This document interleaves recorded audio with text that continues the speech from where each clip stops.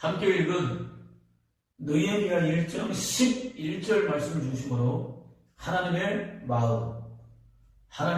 마음이라고 하는 제목으로 함께 은혜를 나누도록 하겠습니다. 여호와께서 발락 왕의 사주를 받은 거짓 선지자 발람의 입을 막아버리셨습니다. 성민 이스라엘을 저주하지 못하도록 막아버리셨습니다. 저와 여러분이라고 한다면 이때 감사와 감격과 감동에 사로잡힐 것 같습니다. 비록 꾸준히 유지하지 못하고 흔들릴 수는 있어도 당장은 믿음으로 충만해질 것 같습니다. 성민 이스라엘은 달랐습니다. 믿음으로 충만해지기는커녕 오히려 모압의 공창들의 유혹에 빠졌습니다. 은행에 빠졌습니다. 여호와께서 지독하게도 미워하시고 또 가증스러워하시는 우상 숭배에 깊이 빠졌습니다. 바알 부호를 섬겼습니다. 여호와의 진노를 자초했습니다. 성민 이스라엘 가운데 연명이 창궐했습니다. 우상 숭배에 빠진 자들을 하나도 남기지 말고 모두 다 진멸하라는 여호와의 명령이 떨어졌습니다. 긴박한 상황이 펼쳐졌습니다. 연명으로 무수히 많은 사람들이 죽어가고 있었습니다. 저와 여러분이라고 한다면 당장 자신의 소유를 돌아볼 것 같습니다. 평소에는 지나쳤던 지극히 작은 죄를 하나하나까지도 낱낱이 고백하며 회개할 것 같습니다. 성민 이스라엘은 이번에도 달랐습니다. 정신을 차리지 못했습니다. 한 남자가 이방인을 하나님의 거룩한 진영으로 끌어들였습니다. 함께 장막 안으로 들어갔습니다. 음행을 즐겼습니다. 여호와의 진노는 극에 달했습니다. 비나스가 보고 회중 가운데서 일어나 손에 창을 들고 그 이스라엘 남자를 따라 그의 막사에 들어가 이스라엘 남자와 그 여인의 배를 꿰뚫어서 두 사람을 죽이니 연병이 이스라엘 자손에게서 그쳤더라라는 증거에 따르면 그들을 본 비누아스가 일어났습니다. 두 사람을 따라 장막 안으로 들어갔습니다. 창으로 두 사람을 단번에 꿰뚫어 죽였습니다. 오직 여호와 하나님을 향한 열심이었습니다. 여호와의 분노와 질투로 행한 일이었습니다. 24,000명을 죽음으로 몰아붙인 연병이 순식간에 사라졌습니다. 비나스가 내 질투심으로 질투하여 이스라엘 자손 중에서 내 도를 돌이켜 내 질투심으로 그들을 소멸하지 않게 하였다. 그러므로 내가 그에게 평화의 언약을 주리니 그와 그의 후손에게 영원한 계산한 직분의 언약이다. 그가 하나님을 위하여 질투하여 이스라엘 자손을 속죄하였습니다. 라는 축복이 선포됩니다. 사랑은 주장하지 않습니다. 사랑은 소유하지 않습니다. 사랑은 사랑하는 이유의 마음을 헤아립니다. 믿음도 마찬가지입니다. 하나님의 마음을 헤아리는 것입니다. 하나님의 마음을 알고 하나님의 마음을 품을 때 하나님의 역사가 일어납니다. 둘째는 아버지같이 너무 답답했습니다. 세상이 좋아 보였습니다. 자유로워 보였습니다. 행복해 보였습니다. 자신답게 살 수 있다고 확신했습니다. 떠나기로 결정했습니다. 아버지를 찾아갔습니다. 자신의 분깃을 달라고 요구했습니다. 여러분은 이 모든 재산은 내 손으로 일해서 모았고 내가 잘나서 부유하게 되었다라고 착각하지 마십시오. 오히려 여호와께서 여러분에게 능력을 부어주셔서 얻게 되었다는 것을 절대로 잊지 마십시오. 라는 증거대로 저와 여러분이 오늘 마음껏 누리고 있는 모든 것은 단 한 가지도 빠짐없이 하나님의 것입니다.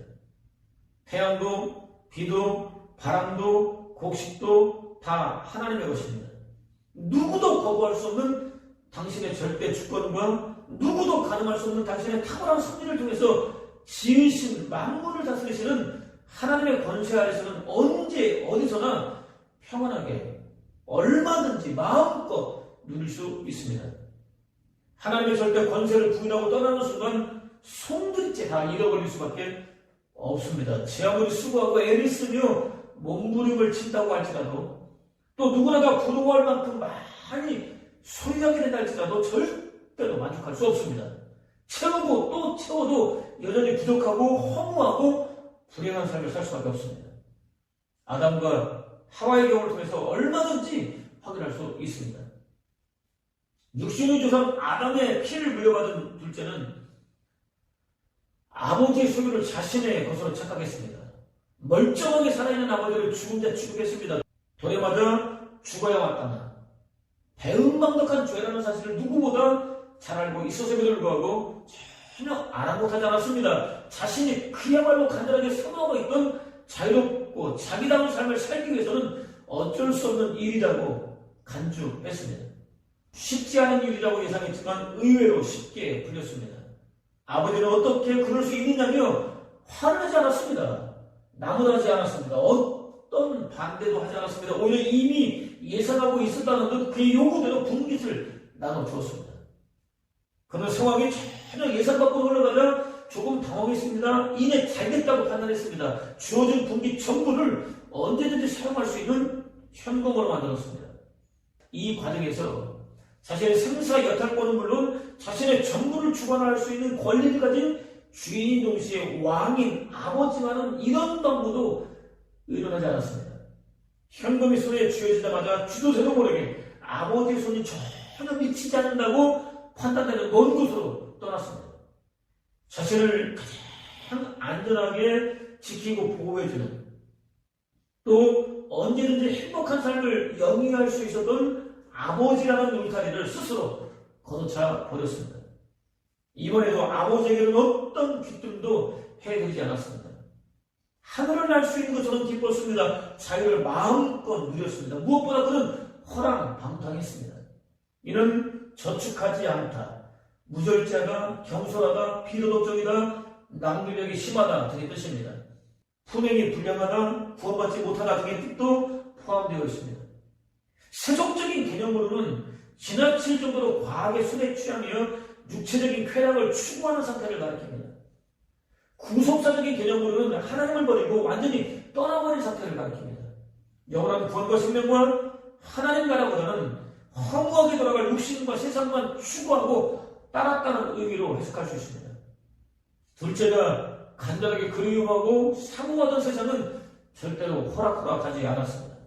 뜻대로 돌아가지도 않았습니다. 가진 모든 소유를 조금도 남기지 않고 완전히 다 강탈해 갔습니다. 문제는 때를 지어서 나타나게 되어 있는 범위입니다. 설상가상 위를 찾아보기 힘든 기근까지 엄습했습니다. 어떤 대책도 세워놓지 못한 무방비 상태에서 불시에 들이닥쳤습니다. 둘째는 자신을 안전하게 지켜주던, 아니 안전하게 지켜줄 것이라고 착각했던 울타리가 완전히 해체되어버린 상태에서 덩그러니 혼자 남았습니다. 누구도 불쌍히 여기지 않았습니다. 누구도 위로해주지 않았습니다. 부정하기 위해 돼지를 쳤습니다. 돼지 먹이로 연명했습니다. 그것만으로도 충분히 주어지지 않았습니다. 조금이라도 더 먹으려고 돼지와 싸워야 하는, 경쟁해야 하는 그야말로 비참한 신세로 추락하고 말았습니다. 자유와 행복을 누리기는커녕 스스로는 절대로 해결할 수 없는, 절대로 빠져나올 수 없는 절대 절망에 완벽하게 구속된 불행한 하루하루를 살 수밖에 없었습니다. 불행하게는 아버지 곁에 머물러 있던 첫째도 마찬가지였습니다. 그는 자신에게 주어진 의무에 성실했습니다. 책임을 다했습니다. 둘째가 돌아오던 날도 밭에서 일하고 있었습니다. 도덕적으로나 윤리적으로 볼 때 문제가 전혀 없었습니다. 눈에 띄는 큰 죄를 저지르지도 않았습니다. 효자 중에 효자처럼 보입니다. 문제가 전혀 없어 보입니다. 그렇지 않습니다. 그는 아버지 마음에는 전혀 관심이 없었습니다. 당연히 아버지가 매일 동구 밖을 바라보고 있다는 사실을 알 수 없었습니다. 얼마나 고통스러운 마음으로 하루하루를 살아내고 있는지 도통 알 수 없었습니다. 돌아오는 둘째를 신발도 신지 않고 달려가서 기쁨으로 반기고 짐승을 잡아 동네잔치까지 벌이는 아버지를 도무지 이해할 수 없었습니다. 둘째의 회개도 이해할 수 없었습니다. 더럽고 추하며 부도덕한 사람이 얼마나 놀라울 정도로 변할 수 있는지 전혀 이해하지 못했습니다. 이해하려고 노력해보지도 않았습니다. 눈앞에서 펼쳐지고 있던 상황에 대해서도 마찬가지였습니다. 오히려 부하가 치밀어 올라왔습니다. 그동안 마음 깊은 곳에 헉헉 숨겨지고 있었던 화를 한꺼번에 폭발시켰습니다. 주어진 재산은 조금도 남기지 않고 모두 다 탕진하고 돌아온 둘째를 거절했습니다. 형제로 여기지도 않았습니다. 물론 얼마든지 가능한 일이라고 할 수 있습니다. 아버지에 대한 반응은 달라야 합니다. 그러나 그는 여전히 신발도 신지 못한 채 소식을 듣고 달려나온 아버지를 향해서 내가 여러 해 동안 아버지를 손잡고 어떤 말씀을 하시든지 명을 어긴 적이 한 번도 없거늘 내게는 염소 새끼라도 주어 나와 네 벗으로 즐기게 하실 일이 없었는데 아버지 살림을 창녀들과 함께 삼켜버린 배은망덕한 이 아들이 아들 같지도 않은 이 아들이 돌아오자 이를 위해서 살찐 송아지까지 잡으셨습니다. 라고 비아냥거렸습니다. 너는 항상 나와 함께 있으니 내 것이다, 네 것이다 라는 아버지의 말을 귓등으로 흘려들었습니다. 결국 아버지마저 거절했습니다. 자신이 얼마나 비극적인 삶을 살고 있었는지 그대로 드러내고 말았습니다. 아버지의 마음을 모르기는 첫째나 둘째나 마찬가지였습니다. 저와 여러분 곧 인류 역시 그렇습니다. 한편 그는 전혀 어렵지 않은 포로 생활을 하는 동안 한순간도 예루살렘을 잊지 않았습니다. 누구든 예루살렘을 다녀왔다는 말만 들으면 조금도 지체하지 않고 달려가 만났습니다. 예루살렘의 형편이 어떤지에 대해서 자세히 물었습니다. 형제 가운데 하나가 다녀왔다는 말을 들었습니다. 평소처럼 조금도 지체하지 않고 즉시 달려가 만났습니다. 숨도 돌리지 않고 마치 구걸이라도 하는 것처럼 예루살렘의 형편이 어떤지 물었습니다. 형제의 말에 따르면 사로잡혀가지 않고 남은 백성들의 고생이 이만저만이 아니었습니다. 고레스의 측량과 함께 돌아온 백성들도 마찬가지였습니다. 죽어지지 않아서 살고 있었습니다.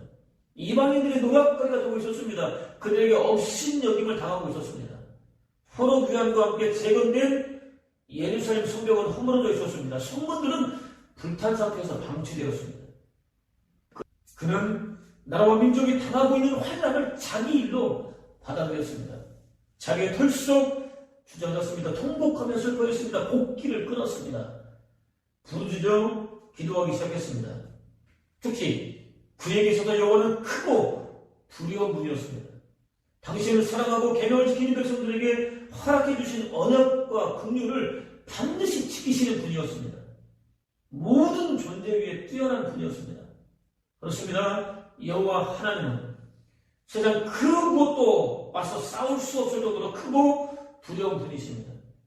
당신을 사랑하는 백성들에게 허락해 주신 언약은 어떤 상황에서도 반드시 이루어주는 분이십니다. 헤아릴 수 없는 긍휼고 더할 나위 없는 사랑을 넘치도록 풍성하게 베풀어주는 분이십니다.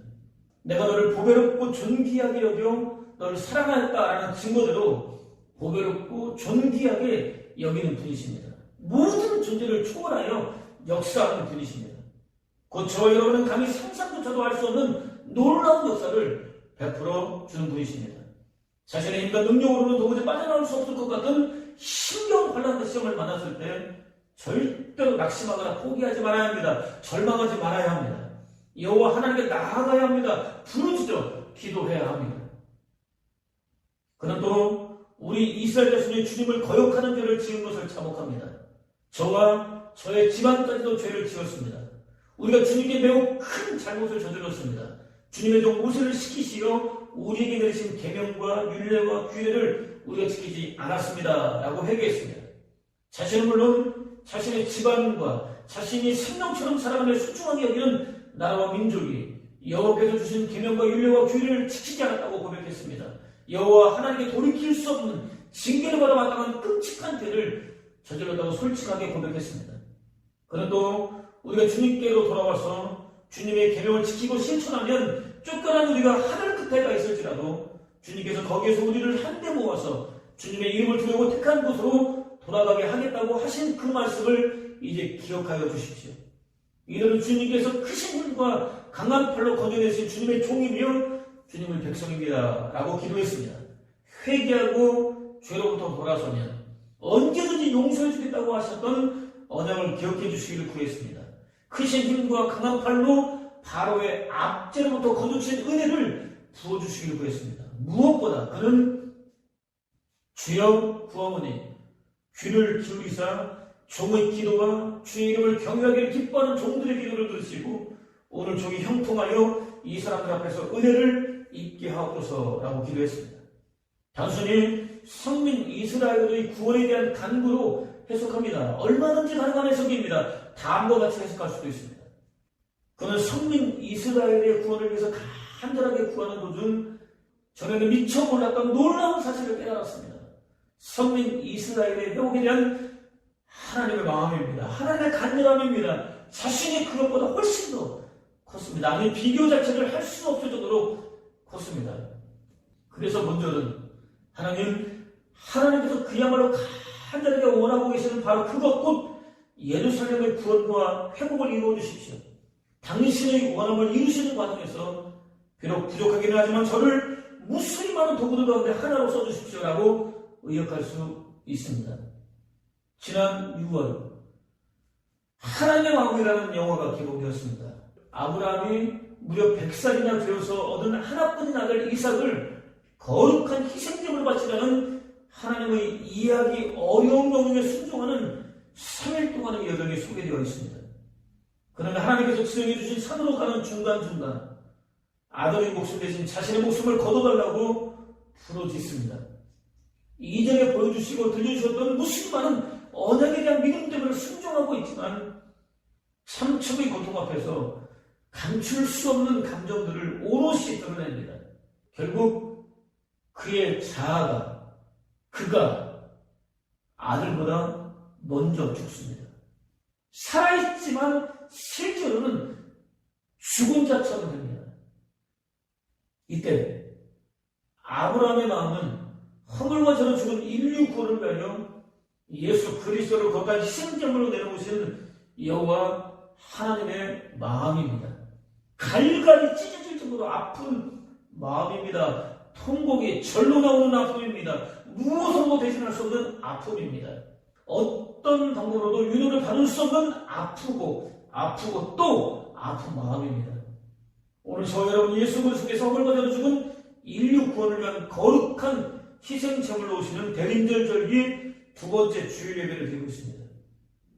성탄은 피조물에 불과한 저와 여러분의 구원을 위하여 창조주 하나님께서 내장이 갈기갈기 찢어지는 창초의 고통 속으로 뛰어들어가시는 너무나도 절절한 절기입니다.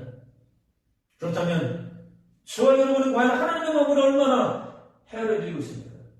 예수 그리스도의 나타나심을 얼마나 경건한 마음으로 준비하고 있습니까? 수없이 많은 별들의 이름을 기억하시는 하나님이 우리를 알고 기억하신다는 그의 고백은 부인할 수 없는 사실입니다. 하나님께서는 당신이 친히 마음에 품고 세상에 보내신 저와 여러분을 기억하고 계십니다. 사랑하십니다. 긍휼히 여기십니다. 지키고 보호해 주십니다. 한순간도 놓지 않으셨습니다. 예수 그리스도의 탄생과 죽음을 통해서 충분히 확인할 수 있습니다. 저와 여러분의 구원을 위해 참초의 고통까지 기꺼이 감수하시는 하나님의 마음을 조금이라도 헤아려 드릴 수 있을 뿐 아니라 받으시기에 합당한 감사와 영광과 존귀를 올려드리는 복된 성탄 절기를 보내는 저와 여러분 되시기를 주님의 이름으로 축원을 드립니다.